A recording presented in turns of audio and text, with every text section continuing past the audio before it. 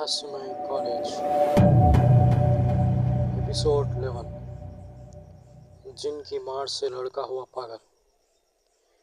वो काला साया उस लड़के पर हावी होता है उससे पहले ही उसके पीछे से किसी ने उस साये पर पानी डाला, जिसकी वजह से वो चीखता हुआ वहाँ से चला गया। उस लड़के को 2 दिन बाद होश आया। वो अपने घर में लेटा हुआ था। उसका एक हाथ एक पैर टूट चुका था।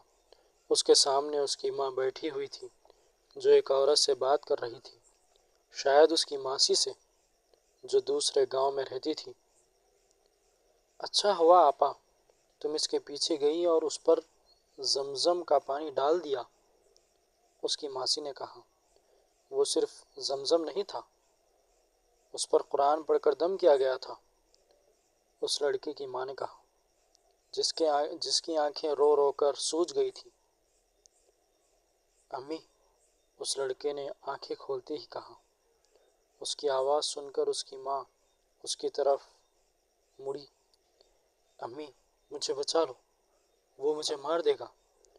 ये वही औरत है, ये वही है, उसने अपनी मासी की तरफ देखते हुए कहा।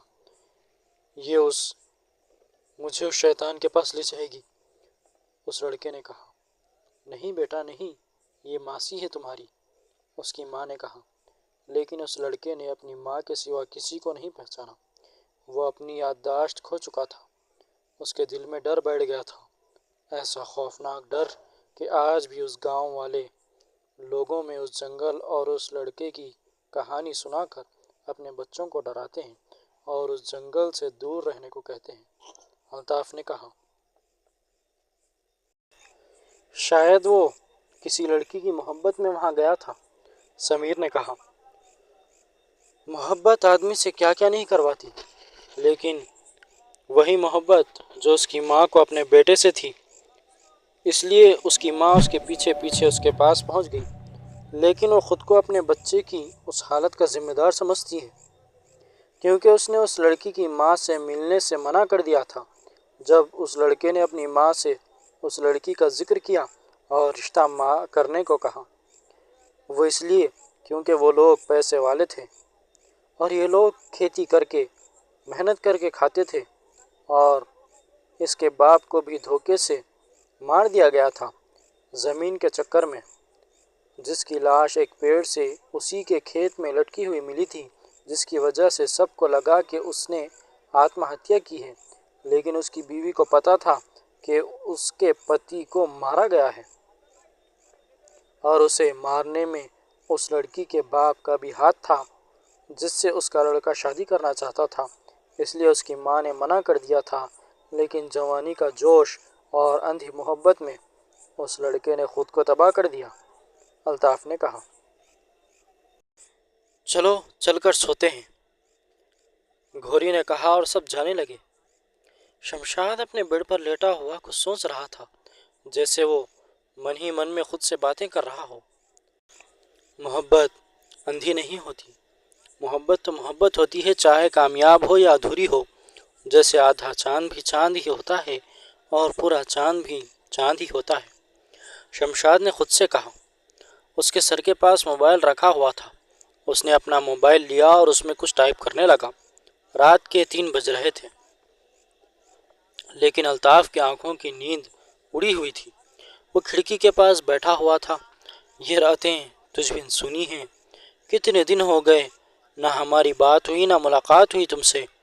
न जाने कब ख़त्म होगा ये इंतज़ार मेरा, न जाने कब मैं तुम्हें फिर से अपनी बाहों में पनाह दूंगा। और अल्ताफ सिगरेट पीने लग जाता है। तभी किसी के बातें करने की आवाज़ बहुत धीमी आ रही थी, जो अल्ताफ के कानों को फुसफुसाहट की तरह सुनाई देती है, जिसे सुनकर वो अपने ख्यालों से बाहर आकर उस आवाज़ को गौर से सुनने लग जाता है। कौन है वो? हाँ वही है, उसे पता चल गया, पता चल जाएगा, वो बहुत है। अल्ताफ को बातें आधी अधूरी सुनाई दे रही थी। कुछ अल्फाज उसके कानों तक पहुंचते और कुछ नहीं।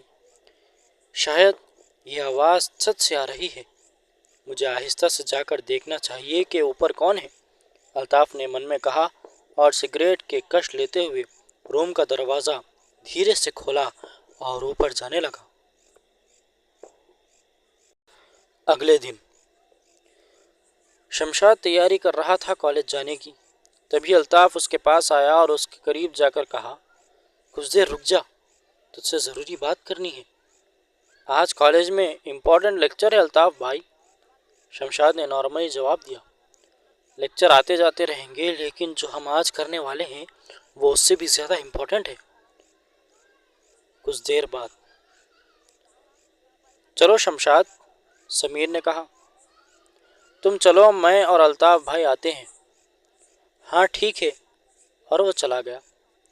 اس کے جاتے ہی شمشاد نے ڈور لگا دیا اور الطاف کا ویٹ کرنے لگا۔ کچھ دیر بعد الطاف نہا کر باہر آیا اور تبھی شمشاد نے پوچھا، کیا ہوا الطاف بھائی، جلدی بتاؤ، آج ہمیں ایسا کیا امپورٹنٹ کام کرنا ہے جو لیکچر سے زیادہ امپورٹنٹ ہے؟ الطاف نے پوچھا۔ سب چلے گئے؟ ہاں چلے گئے، شمشاد نے جواب دیا۔ اچھا سن، ہمیں پھر سے اس حویلی کو جانا ہوگا، ابھی راستے میں تمہیں بتاؤں گا سب۔ شمشاد نے سوچا، ابھی کیوں؟ ایسی کیا بات ہے کہ الطاف بھائی مجھے اس وقت حویلی لے جا رہے ہیں؟ کچھ بات تو ضرور ہے، ورنہ اب سوچ کیا رہا ہے؟ اس سے پہلے کہ کوئی اور یہاں آئے جلدی نکلتے ہیں یہاں سے، الطاف نے کہا۔ الطاف جلدی سے تیار ہوا اور وہ دونوں روم سے نکل گئے۔ وہ لوگ چھپتے چھپاتے دوسرے راستے سے جنگل میں گھس گئے، لیکن ایک شخص کی نظر ان دونوں پر پڑ گئی۔ یہ دونوں کہاں جا رہے ہیں؟ اس شخص نے کہا، اور وہ بھی ان دونوں کا پیچھا کرنے لگا۔